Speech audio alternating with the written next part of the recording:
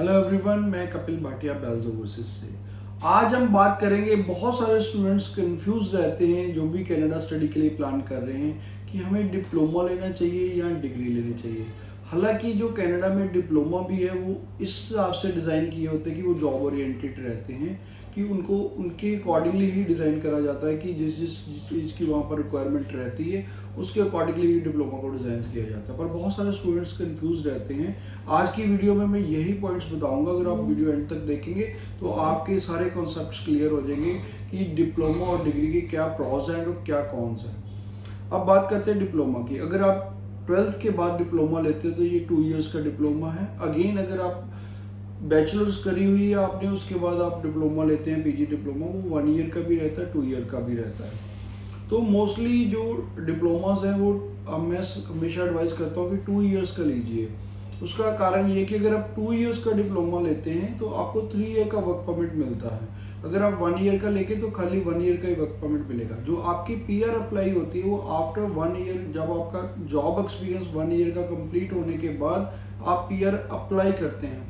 तो अगर कहीं ना कहीं अगर आपने 1 ईयर का लिया है, आफ्टर 1 ईयर आप पीआर अप्लाई होगा तो आप कहीं ना कहीं थोड़ी सी मुश्किल में आ जाएंगे कि आपको उसके बाद वीज़ा, जब तक आपकी पीआर नहीं आती तब तक आपको कोई ना कोई और वीज़ा अप्लाई करना पड़ेगा। तो या आपको दूसरा ऑप्शन ये रहती है कि आप 1 साल का कोर्स करने के बाद फिर 1 साल का कोई और कोर्स ज्वाइन करके 2 इयर्स कंबाइन करके फिर आप कर सकते हैं। 2 ईयर का अगर आपका स्टडी हो जाएगी फिर आपको 3 ईयर का वर्क परमिट मिलता है।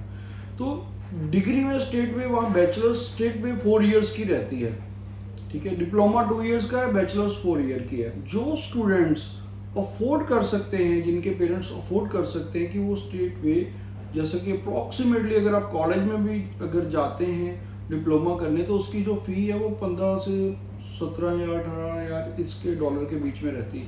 15,000 का मतलब 9 लाख, और अगर आप 18 के करीब जाते हैं तो वही तकरीबन 11-12 लाख के करीब फीस जाती है। तो अगर तो आप अफोर्ड कर सकते हैं तो आप डिग्री में जाइए, क्योंकि डिग्री में फीस ज़्यादा रहती है। डिग्री में फीस क्या रहेगी? डिग्री जो स्टार्ट होती है वो 17-18,000 से यूनिवर्सिटीज़ कैटेगरी की स्टार्ट होती है, क्योंकि डिग्री प्रोग्राम ज़्यादातर यूनिवर्सिटीज़ में ही है।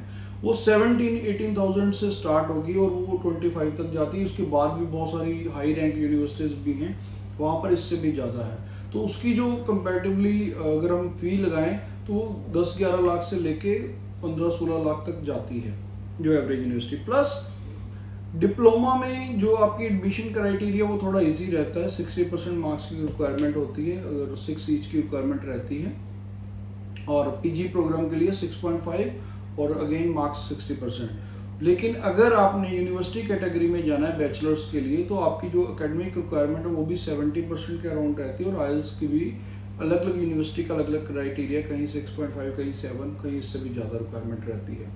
तो इसीलिए इसका थोड़ा सा एंट्री क्राइटेरिया टफ रहता है। लेकिन अगर हम बात करें, अगर डिप्लोमा वाले स्टूडेंट्स बाद में, तो उनको अगर पीआर के लिए अप्लाई करना है तो उनके पॉइंट्स डिग्री वालों से कंपैरेटिवली हाफ पॉइंट्स ऐड होते हैं। मोस्टली जो डिप्लोमा करते हैं उनके पॉइंट्स कम रहते हैं, जो बैचलर्स करते हैं उनके पॉइंट्स ज़्यादा रहते हैं। इसी तरह जब आप जॉब के लिए देखते हैं, जॉब में भी आपकी जो वेजेस रहेंगे पर आवर के, वो तकरीबन जो डिप्लोमा वाले स्टूडेंट्स हैं उनकी जो वेजेस रहती हैं वो 12 से लेके $18 के बिटवीन रहती हैं।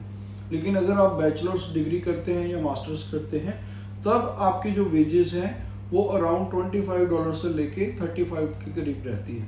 तो इसमें वेजेस का भी काफ़ी डिफरेंस आ जाता है कि जो आपको पर आवर सैलरी मिलनी है, तो इसमें भी काफ़ी फ़र्क रहता है। सेकेंडली आपका पीआर का बेनिफिशियरी रहता है।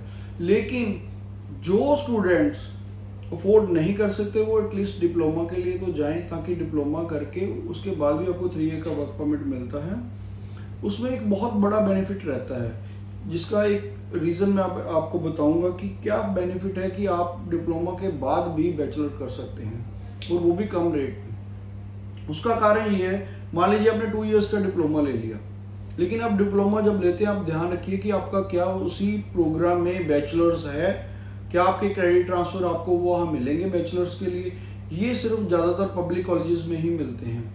तो इस बात का आप जरूर ध्यान रखिए। मान लीजिए आपने 2 इयर्स का डिप्लोमा ले लिया, उसके बाद जैसे ही आपकी पीआर होती है उसके बाद अगेन आप बैचलर्स ज्वाइन कर लीजिए। जो फीस आपको तब $15,000 में मिल रही थी, वही फीस आपको 1/3 रेट पे मिलेगी। उसी 1/3 रेट में आप अपनी अगेन बैचलर्स ज्वाइन कर सकते हैं। और पीआर के बाद भी अगर आप स्टडी करेंगे, बैचलर्स करेंगे, उस अगेन फिर आप दोबारा आप अपनी जो वेजेस है उसमें हाइक ले सकते हैं। तो ये एक शॉर्टकट फार्मूला है कि अगर आप कनाडा में जाके अपनी सेटलमेंट चाहते हैं तो उस हिसाब से जो बच्चे तो अफोर्ड कर सकते हैं, मैं उनको स्ट्रेट वे कहता हूँ बैचलर्स में जाइए, नहीं तो आप डिप्लोमा लेके बाद में क्रेडिट ट्रांसफर लेके फिर बैचलर्स कंप्लीट करिए ताकि आपका फ्यूचर ब्राइट रहे। इसके अलावा भी अगर आपकी कोई भी इंक्वायरी है इसको रिलेटेड तो आप मुझे नीचे कमेंट बॉक्स में लिख सकते हैं या मुझे 1-to-1 काउंसलिंग भी ले सकते हैं। Thanks for watching. Bells Overseas. Visit us or call us for visa services. Follow us on our social handles for latest offers and updates.